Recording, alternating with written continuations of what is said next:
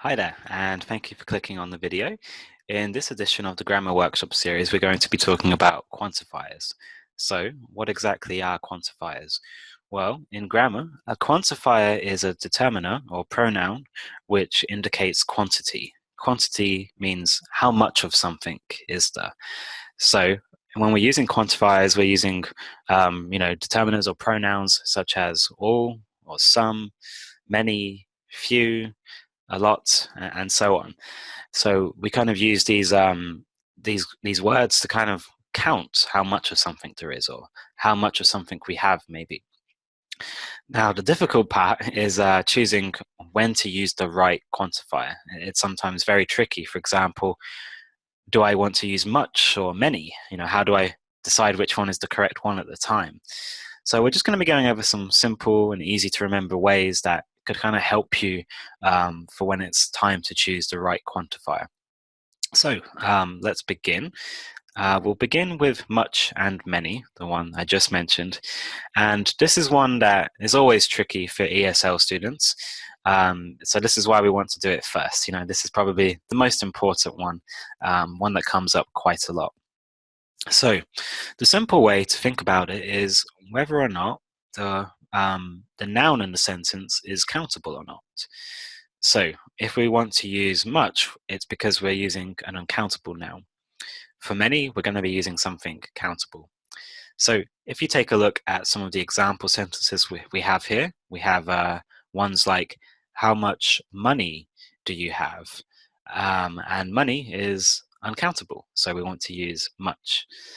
Then if we go down to the many example sentences, this time we're going to be using something that's countable. And quite often the case is that we're using something plural.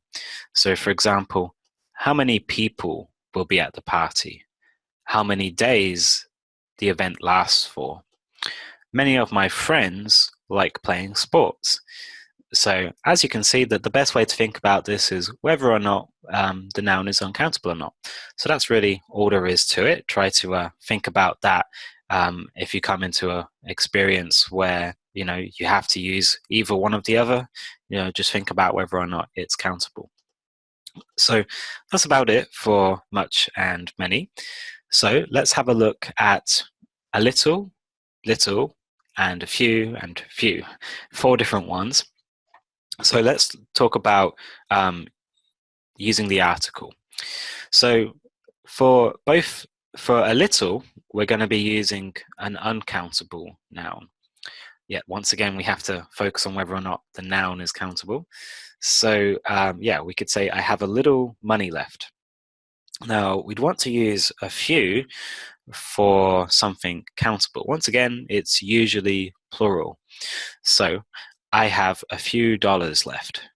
So yeah, that's how we decide whether or not we're using little or few. But then let's focus on the article a bit more. So without the article, the meaning is more negative. So if I say I have a few dollars left, it's not too much of a negative statement, really. I have a few dollars left kind of means, I have some money, enough to not worry. I have a few to be okay. Now, if we drop the article and we say, I have few or I have little dollars left, it means I don't have much money. And that's not really a good thing at all, right? So you have to be quite careful with the article because that can really affect your nuance. So hopefully that all makes sense for this slide. Next, we'll take a look at each and every. This is one of the more complicated ones. But basically, each stresses individual members of a group, and every stresses all the members of the complete group. So let's say, for example, we talk about the staff of an office or a company. We might use every. So we could say, every staff member has been working really hard recently. But if we wanted to use each, we might say, each of the team members received a bonus. So it doesn't mean every staff member received a bonus. It just means each of the team within the staff received a bonus. So this is what we have to think of when we're deciding whether to use each or every. Hopefully that kind of makes it a little more simple. Next, we'll go ahead and take a look at some and any.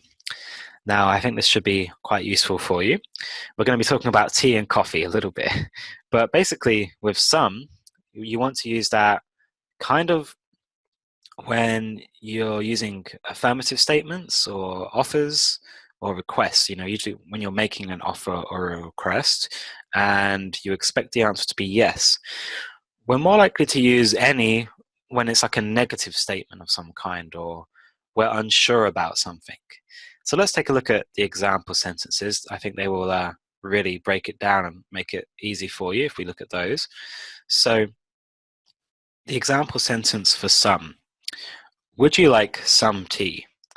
So if I say some tea, it means I have tea and I can give you tea if you want some. And it might also be because I expect you to say yes. Maybe I know that you like tea. You can see the response says, yes, please. That would be lovely. Now, moving on to any next. Have you got any tea? So the person asking this uses any because they're not sure whether or not the person has any, They don't know if they have tea or not. And you can see in the response, no, I'm afraid I haven't got any.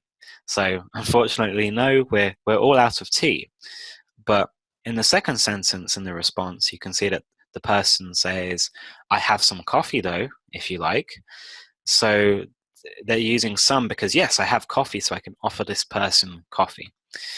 So yeah, any and some, are all about whether or not we do have something or we expect someone to have something or, we don't have something or we're not sure if someone has something. So that's some and any. Hope those example sentences make it a little clearer for you. Let's go ahead and move on to slide 6, which is a lot of, lots of, or a lot. So let's focus on a lot of and lots first of all. Now, a lot of and lots have the same meaning, and we can use them before both countable nouns and uncountable nouns. So these two are pretty easy. We could say a lot of people go there during the weekend, or we can say lots of people go there during the weekend. Here we're using the plural tense of people, so it's countable. We could also say a lot of rain is expected this weekend, or lots of rain is expected this weekend. So it's uncountable. So yeah, for a lot of and lots of, we don't have to worry about the countable tense so much for once, which is good. Now, a lot, however, means very often or very much, and it's actually being used as an adverb. So we want to use this at the end of the sentence and not before the nouns. So with a lot of and lots of, we use them before the nouns pretty much, but with a lot, we're using it at the end of the sentence most of the time. It's always, after the noun. So for example, I go there a lot. We couldn't say a lot I go there. That would sound quite bad and very unnatural. So that's that slide covered pretty much. And that's the last slide, luckily. So those are the main things you need to be thinking about when it comes to quantifiers. So hopefully you feel a little bit more sure or confident about using certain quantifiers now. If you have any questions, then make sure to ask a teacher during a class. I'm sure they could help, clear up any things you're still not certain about. And, feel free to pause and rewind the video if you want to read any of the, parts of the slide. There's a couple of things I didn't talk about so directly, so make sure to have a good read through of the slides if you still want to make sure that you've got everything here covered. Anyway, that's it. Thank you for watching the video. I hope it was useful for you, and I hope to see you in one of my classes sometime soon. Thanks again. Bye now.